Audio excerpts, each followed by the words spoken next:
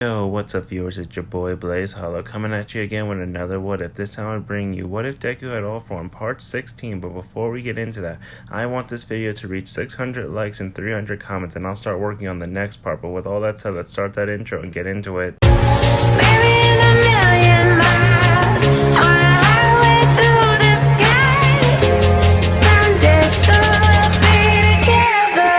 No, I honestly don't think you can become a hero.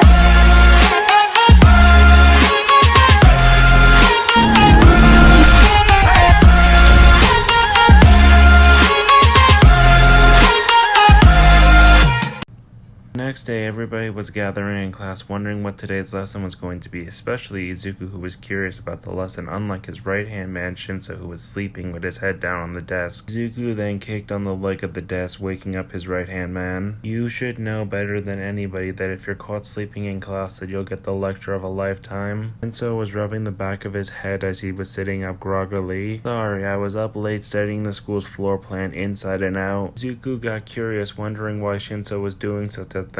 Why were you studying the school's layout in the first place? Shinso got a very serious look on his face as he looked over at Izuku. Are you truly sure you want me to answer that out here in front of everyone who could be listening in on our conversation? Izuku thought about it for a second, but then he realized that Shinso wouldn't have told him the truth if he was worried about other people listening in on their conversation. Yes, because you're trying to play a little mind game with me right now, because you thought that I would hesitate because people are listening to our conversation, but then you wouldn't have actually brought up the truth from begin with. Shinso smiled as he chuckled a little bit, realizing that he had been caught so easily. Yeah, I did it because I wanted to appear out of nowhere, you know, using the duck system or secret hallway shortcut so I can appear in front of people out of nowhere and then maybe one day get a jump scare on you. Izuku chuckled at the idea of Shinso disappearing out of nowhere like a ninja. You truly do admire Eraserhead because you're trying to use tactics similar to him. Shinso smiled at the idea of people seeing him just like his hero. This is coming from the guy who keeps on trying to act just like his predecessor, so I don't want to hear about it. Before anything else could be said, the door swung open to the classroom, revealing All Might, who was hanging in the doorframe wearing his Silver Age costume. I am here, hanging in the door like a hero. Almost everybody in the class was excited to see the #1 hero as he was still hanging in the doorframe, but then was pushed out of the way, revealing Endeavor with his very serious nature as he was walking over to the podium. Today's training is going to be something very important that every hero needs to have an understanding for, as he pulled out a small sign out of his pocket that says battle. That's right, combat training. Bakugo got excited as he almost leaped out of his seat. Now this is what I've been waiting for. I can't wait to start throwing hands. Titan started to pump his fist as he was getting excited to show off his strength. No one will beat me when it comes to pure combat. Izuku was a little bit annoyed, hoping to do some rescue training before doing any actual combat. Great, so we're basically going to be beating the crap out of each other today, that's all. Shinso playfully punched Izuku on the shoulder. Oh, come on now, don't be a downer on this assignment. We actually get to show everybody a little bit of our skills. All Might let out a joyful laugh, getting everybody's attention. Before we do anything else, you have to start looking the part. A part of the wall started opening up in the classroom, revealing a bunch of briefcases that had numbers on them, as All Might explained that each case actually held a hero costume for the exact student it was meant for, telling all of them to go put on their hero costumes and meet them in front of Training Ground Gamma. As everybody grabbed their suitcase, they went to their individual locker room to go get changed, and Izuku was smiling, getting to wear his hero outfit again that his father's agency made for him. And it's been a while since I got to wear this, but I'm glad that the agency was actually able to get the design just perfect. Shinso smiled as he opened the briefcase, seeing that it was exactly the way he wanted his costume to look like. It was made up of black and blue boots with a black-blue combat pants, with a little bit of bagginess for easier flexibility, while he was also wearing pink arm guards and straps across his chest while wearing a blackish-gray leather fabric that seemed to have armor stitched into it, or protecting the chest area, along with some nice silver sleeves and gloves, along with a specially made scarf that looks like a cape with black trimming as it was covering the bottom part of his face and allowing his hair to pop out at the top. This is exactly how I wanted these bright colors around my body. Sure, it will make it a little bit harder for me to hide in shadows, but it would also throw my opponents off, wondering why they're seeing such bright colors. Izuku chuckled, thinking about the idea of someone seeing these neon pink arm guards in the darkness and then being surprised surprised. It's definitely effective. I'm excited to see what the new capture scarf of yours does, because I know you had a custom made to have some new effect. Titan ran over to his brothers to show off his new hero costume that he was very happy about. What do you guys think? I looked to see that he was wearing a pair of brown leather boots that seemed to be tight to the skin, and a white pair of long pants that seemed to have straps connecting them to a black t-shirt, along with a brown leather jacket that had an emblem over his heart that had a shield with a white and blue wing on it, and on his wrist he had these checkerboard-like wristbands. Too bad my support gear wasn't ready in time. They said it's going to take a little bit longer to calibrate it for me, but it should be ready the next time we have to do an assignment like this. Shoto walked over, actually confused from what he just heard from Titan. Wait, did you really ask for support gear? I thought you were just going to get a costume and go with your own raw power from your quirk. Titan just had a big smirk on his face, realizing that all of his friends were confused by his situation. Well, I have learned that I can't always fight in my giant form, so I found a way around it, but you'll have to wait and see when the gear is properly ready. Everybody was finally coming out of the locker room as they were leaving the tunnel for ground beta. All Might and along with Endeavor were standing there impressed by seeing the next generation show off their hero outfit. As All Might stood out in front of everyone like he was getting ready to give a great speech. People say that clothes make the pros, and you are all living embodiments of that. Endeavor had a smile on his face as he saw the kids that he helped raise starting to take their first few big steps to become true heroes. But sometimes it takes more than just a flashy outfit to make a hero. That's why today's whole exercise will be about combat, but just not any combat, randomized partner combat. All Might turned back a little bit to look towards Endeavor, but in truth he was actually trying to hide the fact he was looking over some note cards that he made. That's right, we have 2 lot boxes here who will help us decide who you will be partnered with, along with who will be the villain and hero team. Endeavor just shook his head as he noticed that All Might were reading note cards instead of just remembering his lines. Your goal will be to go into these random buildings that we place the groups into. The hero team will try to capture the bomb, while the villain team will try to stop the heroes. We will be giving the hero team some capture tape to fully take the villains out of the exercise. Likewise, the villain team will be able to knock out the heroes, taking them out of the exercise completely. I will now allow All Might to grab into the lockbox and pull out the first few names for the hero and villains team. All Might smiles as he goes over to the lockbox and starts pulling out names. Alright, first team for the heroes is Shinso and Shoji, and for the villain team we have Kirishima and Tsuyu. We'll be starting off this entire exercise. We will be allowing the villain group to go inside the building and place the bomb wherever they think is best. After 20 minutes we will allow the hero team to go inside. The villain team quickly got ready as they placed the bomb in a special room on the top floor as they were starting to talk about their own plan, but the exact opposite was happening outside. Shoji was wondering what his partner was actually thinking about. So what is our plan? Do you want to just tackle the building head on, or do you want to try to stick to the shadows and sneak our way up wherever they're hiding the bomb? Shinzo just smiled as he was trying his best not to chuckle at the ideas that Shoji just brought up to him. We're just going to walk right through it like it's a normal place. Because of my quirk, we've automatically won. Shoji was actually so shocked to see how his partner was treating this exercise. What happens if they find a way around your quirk? Shinzo just looked at his partner with a very curious face. Only way that they would know about my quirk is if someone told them, and if you remember, I haven't talked to anybody in the class except for my closest friends. So if they do know about my quirk, somebody told them, or they did the necessary amount of research about me, but I doubt either one of those are the case. While the team outside was planning up on top of the floor of the building, Kirishima and Tsuyu were trying to come up with a plan going off of the information that they got from the quirk test the other day, while Kirishima finally got an idea. From what I was able to tell, Shoji and Shinso are both power types relying on their strength, so what I'm thinking is that I should go 2 floors down and try to separate them from you and the bomb. But I'll let one of them pass and I'll take care of the other one, leaving you to deal with one. The question is, who should we let pass? Tsuyu was thinking about it while a little bit worried about the idea of their own team already separating, gambling on such a very simple strategy. Now, since we don't know their full capability, I say that we let Shinso pass because he seems to have less strength than Shoji. The moment you think you can't handle a one-on-one with Shoji, make sure to fall back and come help me, even if it means he has to follow you back up to where we are. Kirishima had a joyful smile as he started to walk out of the room ready to get into position. Good luck to you, let's give him hell. A buzzer finally allows the hero team to walk into the building. As Shoji and Shinso planned, they just walked through without a care in the world, not even trying to hide themselves until they got up to the 4th floor when they ran into Kirishima, who seemed to be standing in their way, not wanting to let either one of them pass. I bet you weren't expecting to see me without my partner, so who wants to throw hands with me first? Shinso just continues to walk forward with his hands in his pocket as he tosses the capture tape using his muscle fibers to Kirishima. Go ahead and just wrap yourself up in the capture tape for me. Shoji just goes wide-eyed, wondering how arrogant his team teammate is expecting his opponent to just take himself out of the game. You can't be serious. You don't think he's just going to listen to you on a whim, right? Kirishima didn't hesitate as he seemed to have gone blank as he started to wrap himself up in the capture tape, standing there like nothing actually was going on. Oji's mind was completely shocked while Shinso just tapped Kirishima on the shoulder, getting him back to his original self, who was completely shocked to see that he was tied up, only to hear over the intercom from Endeavor letting everybody know that Kirishima's been taken out of the exercise. Kirishima looked at both of his opponents, wondering what just happened. How did you do that? One second I'm talking to you and the next thing I know I'm tied up in the capture tape. And so put one of his fingers up to his mouth like he was shushing Kirishima. If I told you that, then you'll just give away all of my secret. Then motioned for his partner to follow him as he started walking towards the stairwell. Come on, we got one more left and I'm betting she's with the bomb. Both of them walk up to the top floor as they finally come across the last room after checking every one of them as they came across the bomb. But it was weird, the room was completely empty, at least from what they could see. As they walk over getting ready to tap the bomb, Shoji got sideswiped by Tsuyu. As she kicks him away, she then gets ready to attack with her tongue, only for it to get caught by Shinso in his hand. You know, it's not very ladylike to stick out your tongue at people, so why don't you put it back in your mouth and sit down like the frog you are? Tsuyu's mind goes blank as she just sits down on the floor like a frog as she puts her tongue back in her mouth as she was thinking to herself, why can't I move my body? Shinso then tapped the bomb with one of his fingers as he just looked back at Tsuyu. It looks like we win with so little effort. All Might yells over the speakers, Hero Team wins! Everybody meets up in the monitoring room, giving their praise and criticisms about the match as All Might walks up to the two winners, trying his best to keep his smile even though he wasn't happy that one of them was a villain that he tries to fight against. Very interesting way of handling the situation, young Shinso. Since they didn't understand your abilities, they underestimated you, but you should try relying a little bit more on your teammates so that it doesn't come back to bite you in the future. He then looked over at Soji as he had a lot more caring in his tone. You did well, young man, but you need to start speaking up for yourself a little bit more, not just let one person take the lead. What's going to happen if you end up doing hero work all by yourself? Shinso just rolled his eyes as he turned away from All Might. Thanks, I guess, but I don't want your compliments or your advice ever in my life. Soji was surprised by that response, but then he turned his attention to All Might. Thank you, I'm grateful for the advice and I'll remember in the future to speak up some more. Endeavor then stepped in front of everybody, making sure that he had all of their attention. Alright, I'll be drawing the next lots for the team, so make sure to pay attention if your name is called. He then reaches into the lot box and grabs out two names. First up for the hero team is Sero and Tokiyami, so both of you step aside and start planning. As he reached back into the lot box and grabbed out two more names. And for the hero team, we have Jiro and Humi. You can head into the building and get ready. Jiro and Humi both decide to place the bomb in the middle of the building instead of putting it on the top floor, as they both start to talk to themselves about making a plan. Humi decides to take a little bit of a risk with our partner because she wants to win so badly. Listen, if we're going to win, we need to know how each other's quirks work, so if I explain how mine works, will you tell me about yours so then we can make a plan around that? Jiro was confused on why her teammates seemed to be so uncomfortable about sharing quirk information. Sure, I'll tell you about mine. As you can see, I have these earphone jacks connected to my ears. They allow me to listen to walls and pick up on vibrations around me. I can also plug them into speakers so I can amplify my heart rate through them to make sonic pulses. Yumi put her hand to her chin, realizing how useful her quirk is to the situation, but then she realized that she has to hold up her end of the bargain. My quirk is called Phoenix Feather. It's similar to my father's Fierce Wings, where it allows him to manipulate each one of the feathers and make them as strong as steel. But I actually have the bonus that I can light my feathers on fire and not only cause slashing damage but burning damage to my opponent. Of course, I can also feel where each one of my feathers are, but it's a little bit harder for me to see where they are without actually being in my line of sight. Jiro was very surprised how strong her partner's quirk was, along with how well it synchronizes with her own. I think we should just stay here in the room and allow you to attack them with your feathers all over the building, weakening them by the time they get to us. That way, even if they do get up here, they'll be too tired to fight and we'll get it over with quickly. Also, to get over your problem of not being able to see, I'll just plug my earphone jacks into the floor so I can sense out the vibration through the building and help guide your feathers. Yumi just smiled, hearing such a wonderful plan. That's actually genius. Either we take them out quickly from surprise, or we either drain them over time as they get too tired to fight, so let's get things started and into place. We cut to outside with the hero team, who seems to be discussing strategy until they hear the siren going off as they head into the building, sending Dark Shadow up ahead to scout things out. As he gets within 10 feet of the hall, Dark Shadow gets hit with 5 burning feathers that go right through him, causing him to screech out in pain. Dark Shadow starts to retreat as Sarah runs up, starting to wrap up the flaming projectiles in his tape. Fall back, Tokiyami Tokoyami, your quirk doesn't work well against light like this. I'll try to pound out the flames while you make a break for the upper floor. Tokoyami calls back Dark Shadow for him to hide underneath his cloak as he rushes for the staircase. Try to stay close, we don't want them to separate us. Zero was trying to stay close to his partner, but then was slammed into the wall by a wall of feathers that was keeping him on the first floor. Forget about staying together, move on without me. It seems like most of the sneak attack is focused on me right now, so find the bomb and get rid of it. Tokoyami hesitated for a second, which was bad because he wasn't paying attention to the upper floor as a bunch of flaming feathers actually stabbed into his body, slamming him down the staircase. Damn it, I was truly careless. As we cut over to the girls who seemed to be chuckling, amused how easy that their setup was working, Yumi looked over at the bomb, realizing that there was only a few moments left, pulling back some of her feathers, leaving the ones on the first and second floor where they are. The victory is truly yours, and we barely had to lift a finger. I'm very sad how easy this actually went. I want some better opponents next time. Jiro looked up at her teammate while she was still listening to the lower floors with her earphone jack. I don't know why you're complaining. If it's an easy win, it means it's an easy grade, plus it just means that our quirks are just that well synchronized with one another. Yumi crossed her arms as she was kind of annoyed by that response. Yeah, but doesn't it kind of make you angry for all the effort that we put into setting up those traps? It's like they weren't even trying against us. Before anything else could be said, the building kind of shakes a little bit, feeling like someone is crashing through the lower floors. As a bird-like screech could be heard from the lower floor, Jiro started to realize as her ears were ringing that the vibrations of Dark Shadow breaking through the lower floor to get to them. Well, it looks like you won't be disappointed anymore. They're coming up from below. Yumi gets ready as she actually turns some of her feathers into blades that appear in her hand. Stay close to the bomb. Let me do all the fighting. Tokoyami comes crashing through the floor, but something seems weird about Dark Shadow as it was actually doing its own thing while the main body was unconscious. The creature then let out a maddening screech in the room. You hurt Tokoyami along with his friends, so I will make sure to avenge them. Yumi looked down at the hole, realizing that nobody else was coming up, allowing her to understand that his partner is still bound up down below. This allowed her to focus on the shadow-like creature in front of her as she started to light her feather blades on fire. Are you sure you want to dance with me? I tend to heat up and let off some really bright light when I fight. Dark Shadow was backing up, realizing that the light was coming from those flames seemed to be on the defensive. But he realized that he only had 2 minutes left to grab the bomb, so he used the last of his strength to make himself look more bigger and ferocious. Out of my way, I don't want to hurt you, but I will if I have to. Jiro was a little bit terrified seeing this big giant creature staring them down. Oh my god, I think we're truly seeing the monstrous side of Dark Shadow. Yumi just started to laugh as she held onto one of her arms, seeming to try to hold herself together as she would continue to laugh, looking up at her opponent with a gleeful smile. If you truly think that you're a monster, then you need to come fight with me and my friends sometimes. We'll show you what real monsters are. She then got back into her swordsman-like stance. Then don't even get me started about my mom. If she would have heard your threat, she would have kicked you all the way through the building herself. Dark Shadow was trying not to shake in fear, but then realized that his opponent was truly a demon in human skin. You truly are a terrifying woman. Yumi looked back at the bomb for a second as she just smiled at her opponent. Really, it can be terrifying, but I'm also really good at stalling for time. The whole room was filled with confusion for a second, only to hear over the intercom, villain team wins. As the tension leaves the room, it takes 10 minutes for everybody to meet up in the monitoring room. Izuku was impressed as he walked over to Yumi. And truly am surprised that you talked things out for 2 minutes instead of just